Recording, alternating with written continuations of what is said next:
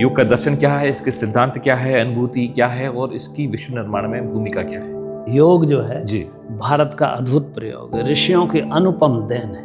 योग जो भारत का योग दर्शन है, वो योग ये कहता है कि सारा जगत एक है। जीवन जो है वो अचेतन से चेतन की यात्रा ही आपका जीवन है। तो अचेतन से ये चेतन की यात्रा है क्या और किस तरीके से घटित होती है?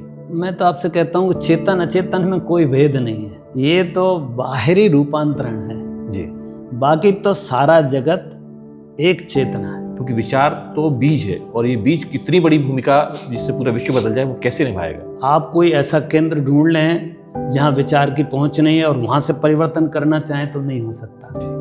तो स्वाभाविक रूप से गुरुदेव ने विचार को ही केंद्र माना कि मनुष्य का एक विचार ही उसकी जिंदगी, उसकी दुनिया बदलता है और जो विचार है वही उसका संसार है।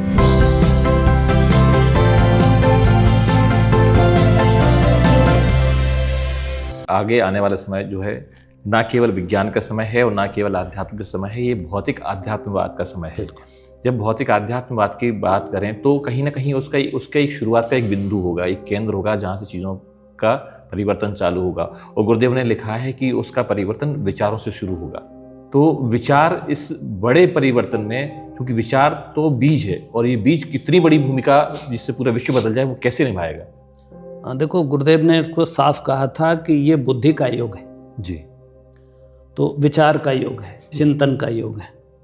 तो स्वाभाविक रूप से जहाँ हम खड़े हैं वहीं से यात्रा शुरू हो सकती। आप कोई ऐसा केंद्र ढूंढ लें जहाँ विचार की पहुँच नहीं है और वहाँ से परिवर्तन करना चाहें तो नहीं हो सकता। जी।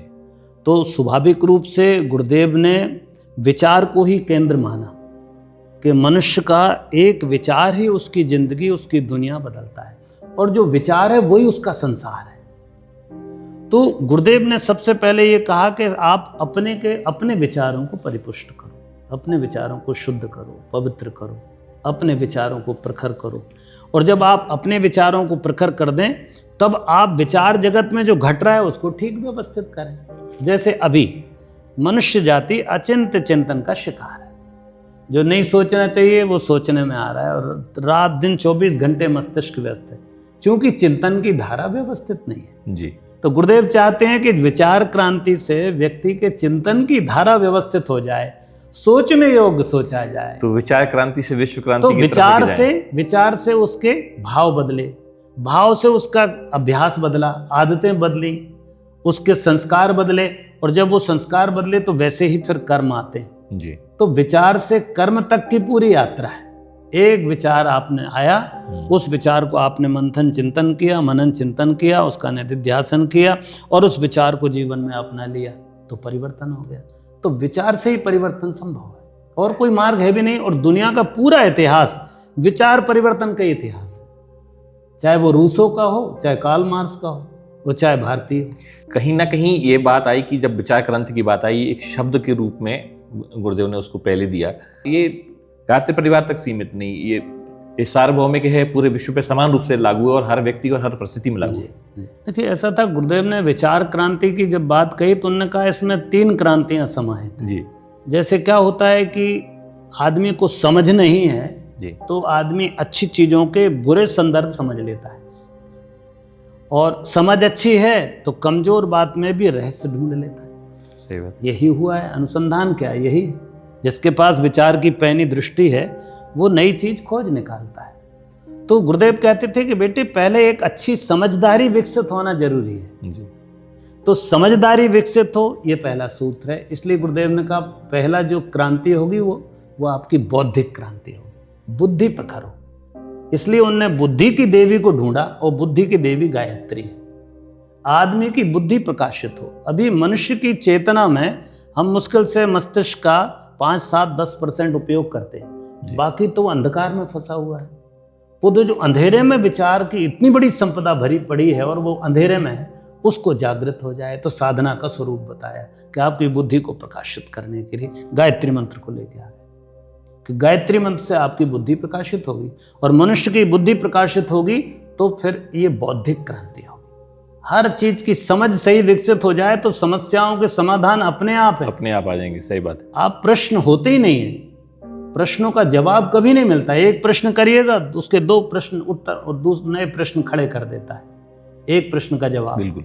तो वो तो अनएंडिंग है। तो क्या होगा, बौद्धिक समझ विकसित हो जाएगी तो जो प्रश्न है वो अपने आप गिर जाएंगे और मनुष्य समाधान से भर जाएगा। पहली क्रांति। दूसरी, गुरुदेव कहते थे बौद्धिक क्रांति के बाद में नैतिक क्रांति। अकेला ज्ञान कुछ नहीं होता जब तक वो आचरण से न जुड़े।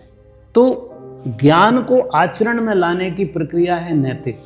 आदमी सोचता है कि मैं आज से कोई भ्रष्टाचार नहीं करूंगा, संकल्प ले लेता है, बौद्धिक संकल्प, विचार का संकल्प है। पर जब वो स्थिति आती है तो उसका नैतिक बल उसके पास नहीं है, उसका धर्म साथ नहीं देता, उसकी नीति उसके जीवन में नहीं है। तो जब कभी भी मौका मिलता है तो फिर बेईमानी, फिर भ्रष्टाचार कर लेगा।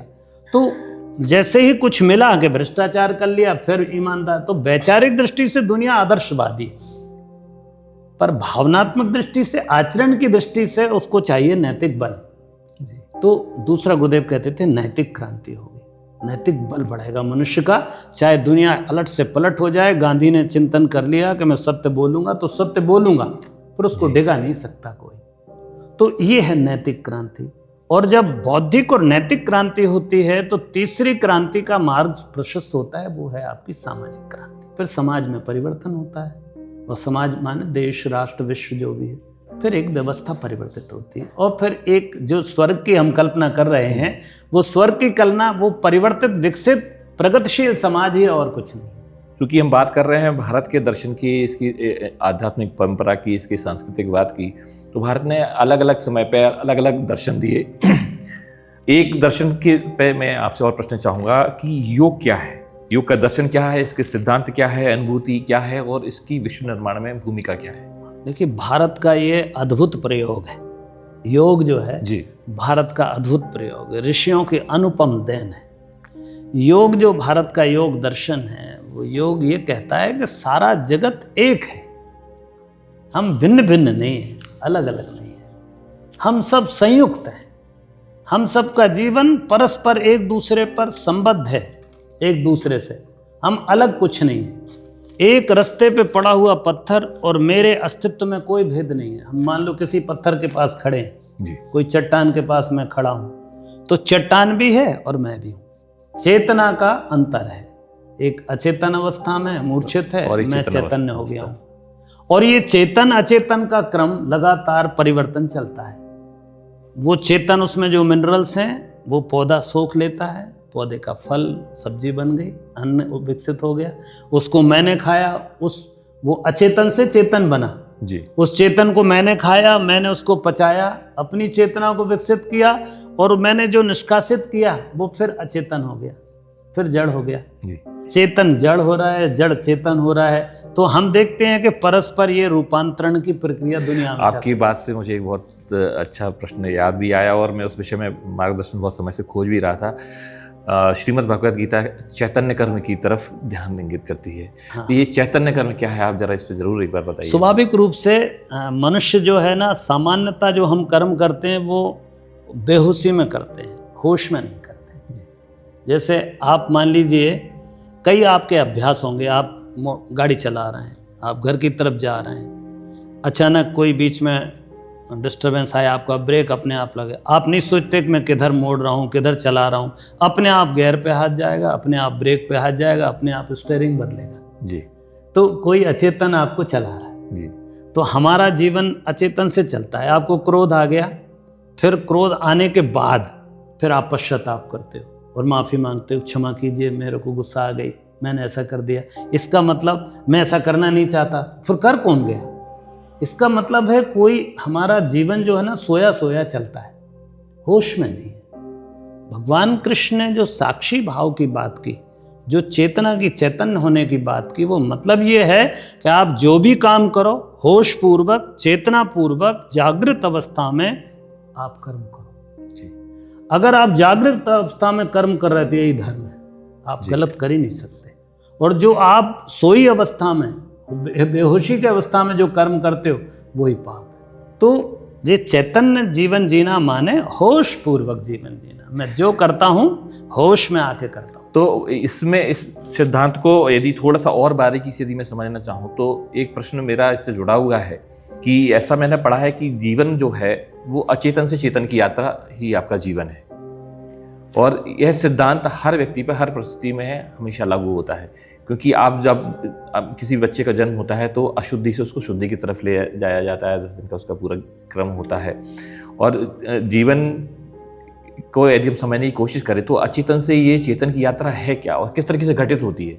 मैं तो आपसे कहता हूँ कि चेतन अचेतन में कोई भेद नहीं है जी ये तो बाहरी रूपांतरण है जी। बाकी तो सारा जगत एक चेतना है। हमारी मान्यता जो है कि प्राण है जगत में, गुरुदेव कहते थे ईथर भरा हुआ है। एक तरीके से हम कहें तो ये है कि सारा जगत चेतना का ही रूपांतरण हो रहा है, इधर उधर रूपांतरित हो रही, वो हमको दिख रहा है। तो कभी वो चेतन रूप में दिखता है, कभी जड़ रूप में दिखता है, पर वो सब कुछ कन्वर्टेबल है जी। सूर्य जल रहा है, कहते हैं 4000 वर्ष बाद सूर्य बुझ जाएगा। सूर्य को भी कहीं से एनर्जी मिल रही है, तो सूर्य भी किसी से जीवित हो रहा है। फिर वो कोई भी चीज़ लें आप, एक फल, अभी आपकी मिट्टी है, फिर वो फल बन गया, फिर वो हमारे शरीर में आ गया, खून बन गया, फिर वो हम शरीर त्याग दिए तो फिर वो 5 कोशों 5 तत्वों में विभक्त हो गया, फिर जड़ बन गया। तो जड़ चेतन का जो रूपांतरण का क्रम है जो सदा चल रहा है। जी जी। यात्रा ऐसी नहीं है कि हाँ बस ये है कि जब हम चैतन्य अवस्था में होते हैं, चेतन अवस्था में होते हैं, तब हमारे हाथ में बहुत कुछ होता है। जड़ अवस्था में तो स्वाभाविक रूप से हमारे हाथ में कुछ नहीं। 3 अवस्थाएं, पशु की व्यवस्था है, पेड़ की व्यवस्था है, मनुष्य की व्यवस्था है। तो पत्थर है, एक पेड़ है, पत्थर से पेड़ विकसित है, उसकी चेतना कुछ जागृत है। पेड़ से जानवर है, उसकी चेतना कुछ और जागृत है, और जानवर से मैं हूँ, मेरी चेतना में कुछ और अतिरिक्त जागरण है। तो ये क्रमगत ऐसा विकास दिखता है हमारे यहाँ। आप देखो ना, हमारा जो अवतार परंपरा है वो मत्स्यावतार से शुरू होती है बुद्धावतार तक, प्रज्ञावतार तक। तो वो छोटा सा मत्स्य से ही तो जीवन की शुरुआत है। जैसी जैसी आवश्यकता निरंतर बढ़ रही है, वैसे वैसे चेतना का विकास हो रहा है। उनको कला कहते थे। जी जी। 1 कला, 2 कला, 4 कला का अवतार भगवान।